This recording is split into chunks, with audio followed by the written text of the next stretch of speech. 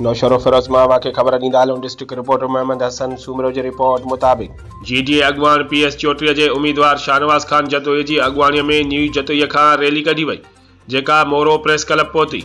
National press club अॻियां सख़्तु एहतजाजी मुज़ाहिरो कयो वियो।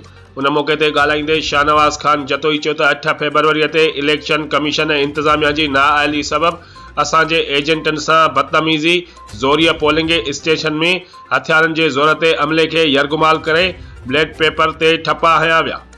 कुछ पोलिंग स्टेशन तां ब्लैड पेपर पुलिस जी मदद सां खया।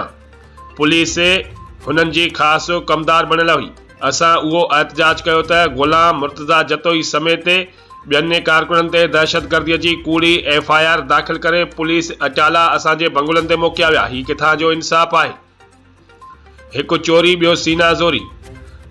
असीं पुरअमन माण्हू आहियूं, असांजी शराफ़त खे कमज़ोरी न सम्झियो वञे।